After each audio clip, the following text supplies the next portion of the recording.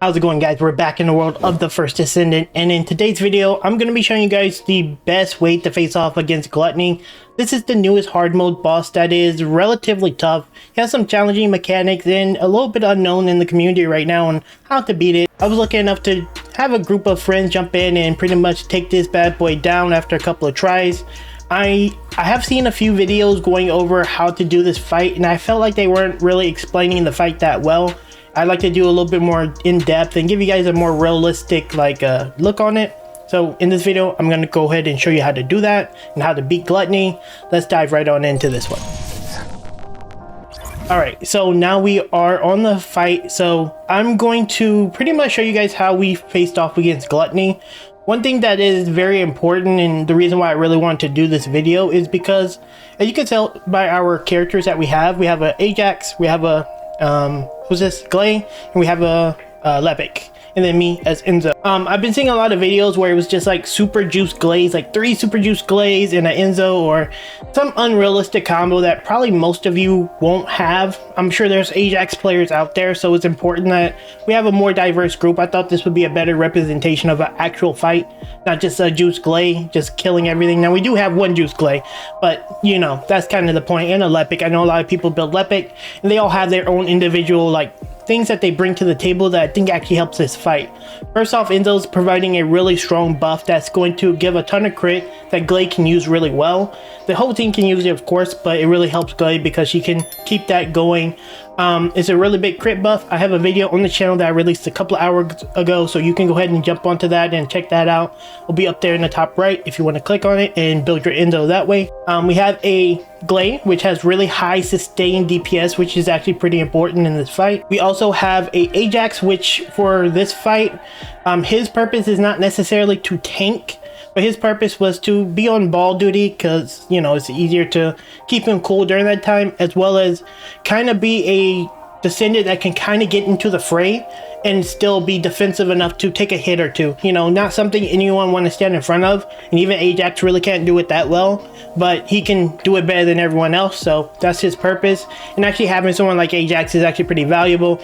And then of course a Lepic, which is really good at burst, because there are some burst phases that I think having a Lepic is actually pretty valuable. I'm gonna do a play-by-play of the video and just give you guys my thoughts on how we're gonna do this. So let's dive right on in. So initially the idea behind this fight is we want to break his parts, very similar to Frostwalker. You want to break his parts before his immunity phase, ideally. This is kind of how we're gonna set up. So right now we're just, personally, I try to not be seen by him because he likes to aggro me a lot, and my focus here is to get his shoulder primed to jump on and break him before his first immunity phase. His immunity phase is the kill time is very tight. So, you know, you want to really get him in that phase quickly as possible.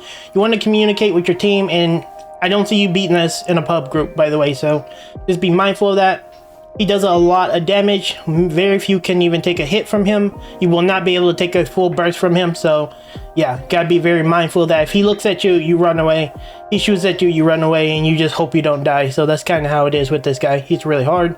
But as you can see, I am just shooting at his shoulders and trying to get it yellow so that we can jump on it. The moment we can jump on it is ideal so that we can just start getting some damage in. So as you can see, I actually break it down here and immediately jump onto his shoulder and just start breaking because I want to get him down. The little coolants on his body is a representative of his enraged phase. That's what's killing you.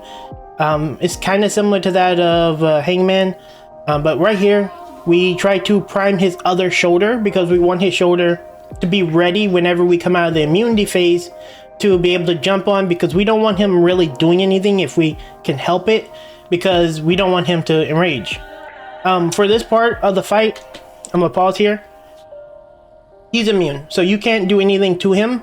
And so in order to essentially get him out of this phase, the golden balls, if I will look at it, oh no, I clicked off the screen here for a second. Anyway, the electric balls, whenever you shoot them, they will explode and eventually get him out of that immunity phase. But ideally you want the frozen balls to attach to it and bring it with him, because I believe that's going to cool him down.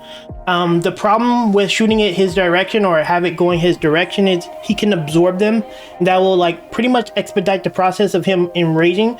So you got to be kind of smart on how you do it. Pay attention. Everyone needs to be paying attention. If he's about to absorb a ball, you need to shoot it. So it's all going to be depending on where you're at, because it's really far from me now, so it's hard for me to tell if it's like close because depth.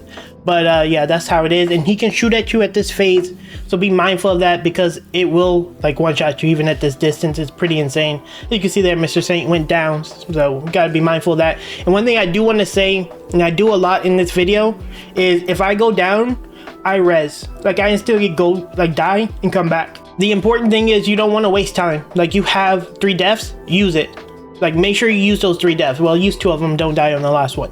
So if you gonna drop your DPS or make it harder for you to actually get back into the fight, just die and then just jump right back into the fight and get in. So just want to make sure you guys understand that. And I'm just shooting the balls over to him because I really wanted to like cool him off. He's shooting at me, so as you can see I'm just trying to hide behind cover and still try to be progressive. Like if you're not a good player, maybe don't do this. As you can see there, I'm not a good player and I die for this, so not really good. As you can see here, I die and I respawn and I don't care because we have 2 lives, so it's really important that you use those lives. Don't make your teammates run across the entire map. It is not good and it's really bad, especially for these.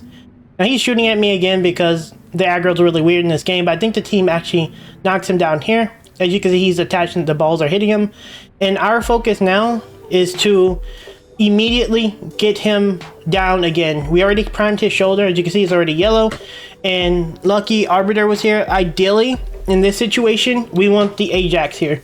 Unfortunately, Ajax is a lower DPS character, but his value is different. He's not a damage value. He's a like utility value. That's his value. And his utility in this fight is getting on that arm and breaking it. Unfortunately, Arbiter jumped on this and got it, but it doesn't matter because I still do a ton of damage with him, and Lepic still does a lot of damage, so it's good. But ideally, your Glaze should be shooting at all times. Glaze Enzo in this type of lineup should be shooting. He goes down here, and the idea here is to prime his chest. Once we break his arm, he's going to stand back up, and we won't have a way to break him. So if we're shooting him in the chest right now, if he does ever get into the wipe phase or start wiping, he's gonna stand still and you can shoot his chest. And if Enzo fully buffed, a Glaze buffed, a Lepic buffed, and everyone shooting at him, we will break that before he gets that off.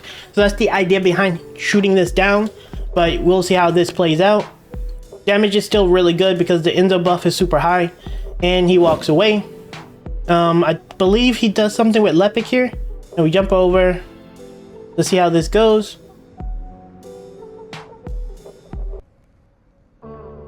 So we're shooting the chest, and yeah, just putting a lot of focus on the chest because we want to just make it yellow so we can jump on it. He hasn't gone into his white mechanic, and we're making really good time anyway. He's yellow there, and that's the ideal time you want to jump in. Our Ajax was able to jump in and get this. I was going to go for it, but it's better that he goes for it.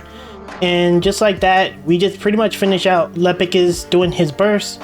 I'm shooting at the chest. It's a really tight fight, but we were able to finish it.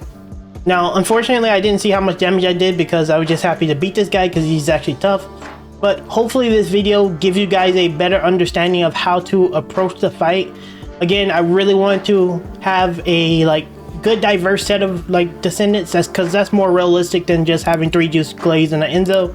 So yeah, that is the fight, guys. If you have any questions, leave them down in the comments. And yeah, I'll see you in the next video.